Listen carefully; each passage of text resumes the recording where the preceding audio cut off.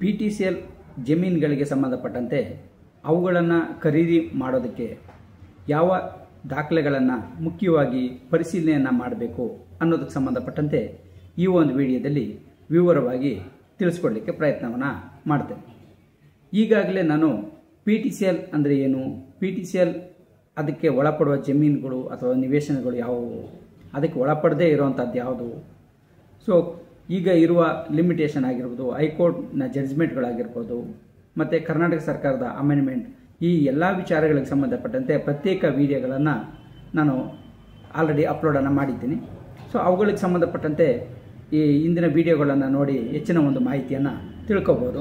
So ಈಗ ಇಲ್ಲಿ ನಾನು ಸ್ಪಷ್ಟವಾಗಿ PTCL ಒಳಪಡುವಂಥ ಜಮೀನುಗಳನ್ನು ತಗೋಬೇಕಾದ್ರೆ ಪರಿಶೀಲನೆ ಮಾಡಬೇಕಾದಂಥ ಪ್ರಮುಖ ದಾಖಲೆಗಳು ಯಾವುವು ಅನ್ನೋದು ಸಂಬಂಧಪಟ್ಟಂತೆ ಈ ವಿಡಿಯೋದಲ್ಲಿ ಹೆಚ್ಚಿನ ಒಂದು ಮಾಹಿತಿಯನ್ನು ನೀಡ್ತೇನೆ. ನೀವಿನ್ನೂ ನಮ್ಮ ಚಾನಲ್ಗೆ ಸಬ್ಸ್ಕ್ರೈಬ್ ಆಗಿಲ್ಲ ಅಂದರೆ ಸಬ್ಸ್ಕ್ರೈಬ್ ಆಗಿ, ಹಾಗೆ ಬೆಲ್ ಬಟನ್ ಪ್ರೆಸ್ ಮಾಡಿ. ಕಾನೂನಿನ ಅರಿವಿನ ಎಲ್ಲ ವಿಡಿಯೋಗಳು ನಿಮಗೆ ಮೊದಲು ತಲುಪುವಂತಾಗುತ್ತೆ. ಮೊದಲನೇದಾಗಿ PTCLಗೆ ಸಂಬಂಧಪಟ್ಟಂತೆ ಅಂದರೆ SC ST ಪಂಗಡಕ್ಕೆ ಸಂಬಂಧಪಟ್ಟಂತೆ ಆ ಒಂದು ಸಮುದಾಯಕ್ಕೆ ಏನು ಸರ್ಕಾರದಿಂದ ಮಂಜೂರಾಗಿರುತ್ತೆ ಆ ಮಂಜೂರಾತಿ ಪತ್ರವನ್ನು ಮೊದಲನೇದಾಗಿ ನೋಡಬೇಕು.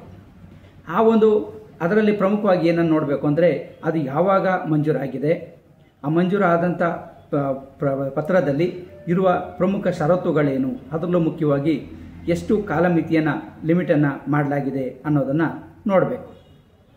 ಅನಂತರ ಆ ಕಾಲಮಿತಿಯ ಆ ಒಂದು ಮಂಜೂರಾದಂಥ ಜಮೀನನ್ನು ಈಗಾಗಲೇ ಅವರು ಮಾರಾಟವನ್ನು ಮಾಡಿದರೆ ಆ ಕಾಲಮಿತಿಯ ಒಳಗಡೆನೇ ಮಾರಾಟ ಮಾಡಿದ್ದಾರಾ ಅಥವಾ ಕಾಲಮಿತಿ ಆದ ನಂತರದಲ್ಲಿ ಮಾರಾಟವನ್ನು ಮಾಡಿದ್ದಾರಾ ಅನ್ನೋ ಒಂದು ವಿಚಾರವನ್ನು ಮೊದಲಿಗೆ ನೋಡಬೇಕಾಗಿರುತ್ತೆ.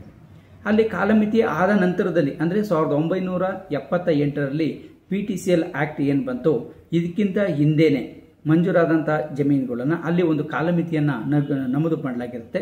ಆ ಕಾಲಮಿತಿ ಆದ ನಂತರದಲ್ಲಿ ಮಾರಾಟವನ್ನು ಮಾಡಿದ್ದಾರಾ ಇಲ್ಲವೇ, ಆ ಷರತ್ತನ್ನು ಉಲ್ಲಂಘನೆ ಮಾಡಲಾಗಿದೆಯಾ ಅನ್ನೋದನ್ನು ಪ್ರಮುಖವಾಗಿ ನೋಡಬೇಕು.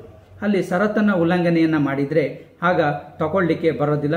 ಯಾಕೆಂದರೆ ಆ ಷರತ್ತನ್ನು ಉಲ್ಲಂಘನೆ ಆಗಿರೋದ್ರಿಂದ ಅಂಥ ಒಂದು ಜಮೀನುಗಳನ್ನು ಸರ್ಕಾರ ಹಿಂದಕ್ಕೆ ಪಡ್ಕೊಳ್ಳುವ ಒಂದು ಸಾಧ್ಯತೆ ಇರುತ್ತೆ. ಸೊ ಹಾಗಾಗಿ ಆ ಒಂದು ಜಮೀನುಗಳನ್ನು ಅಲ್ಲಿ ಮಾರಾಟ ಮಾಡಲಿಕ್ಕೆ ಅಥವಾ ತಗೊಳ್ಳೋದಕ್ಕೆ ಮುಂದಾಗೋದು ಸ್ವಲ್ಪ ಕಾನೂನು ರೀತಿಯಲ್ಲಿ ತೊಡಕು ಉಂಟಾಗುವಂಥ ಸಾಧ್ಯತೆ ಇರುತ್ತೆ. ಅನಂತರದಲ್ಲಿ ಆ ಒಂದು ಸ್ವತ್ತು ಯಾರಿಗೆ ಪರಭಾರೆಯಾಗಿದೆ, ಯಾರಿಗೆ ಬಂದಿದೆ, ಅವರ ಮೂಲ ಕಾನೂನುಬದ್ಧ ವಾರಸುದಾರ ಯಾರಿದ್ದಾರೆ ಅವ್ರುಗಳಿಗೆ ಬಂದಿದೆಯಾ ಅಥವಾ ಬೇರೆ ಯಾರಾದರೂ ಅದನ್ನು ಕೊಂಡ್ಕೊಂಡಿದ್ದಾರಾ ಅನ್ನೋದನ್ನು ಚೆಕ್ ಮಾಡಬೇಕು. ಹಾಗೆ MR ಮತ್ತು ECಗಳನ್ನು ಚೆಕ್ ಮಾಡಬೇಕು. ಸೊ ಅದಾದ ನಂತರದಲ್ಲಿ ಒಂದು ವೇಳೆ ಅವರು ಸರ್ಕಾರದಿಂದ ಅನುಮತಿಯನ್ನು ಪಡ್ಕೊಂಡು ಮಾರಾಟವನ್ನು ಮಾಡಿದರೆ ಆವಾಗ ಅದಕ್ಕೆ ಸಂಬಂಧಪಟ್ಟಂತೆ ಮೂಲ ಮಂಜೂರುದಾರರು ಇದ್ರಾ ಅನ್ನೋದನ್ನು ಮಾರಾಟವಾದಂಥ ಸಮಯದಲ್ಲಿ ಅನ್ನೋದನ್ನು ನೋಡಬೇಕು.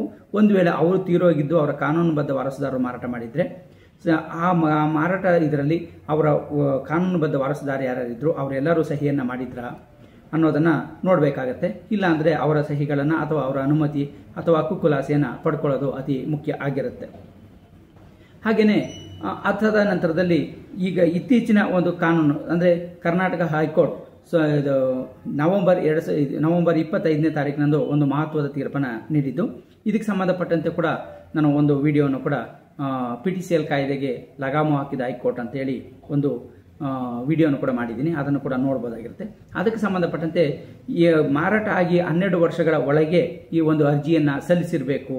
ಅದಕ್ಕಿಂತ ಹಿಂದೆ ಸಲ್ಲಿಸಿದರೆ ಆಗೋದಿಲ್ಲ, ಕಾಲಮಿತಿ ಹೆಚ್ಚಾಗತ್ತೆ ಅನ್ನೋ ಅಭಿಪ್ರಾಯವನ್ನು ಕರ್ನಾಟಕ ಹೈಕೋರ್ಟ್ ಪರಿಗಣಿಸಿರೋದ್ರಿಂದ ಈಗ ಮಾರಾಟ ಆಗಿ 12 ವರ್ಷಗಳ ಒಳಗೆ ಇದೆಯಾ ಅಥವಾ ಅದಕ್ಕಿಂತ ಜಾಸ್ತಿ ಆಗಿದೆಯಾ ಅನ್ನೋದನ್ನ ಪರಿಗಣಿಸಬೇಕಾಗಿರುತ್ತೆ. ಸೊ ಈ ಒಂದು ಕಾಲಮಿತಿಗೆ ಸಂಬಂಧಪಟ್ಟಂತೆ ಒಂದು ವೇಳೆ ಅಪೀಲನ್ನು ಹೋದರೆ ಆಗ ಇದು ಬದಲಾಗುವ ಸಾಧ್ಯತೆಗಳು ಇದೆ ಅನ್ನೋದನ್ನು ಒಂದು ಗಮನದಲ್ಲಿ ಇಟ್ಕೋಬೇಕು.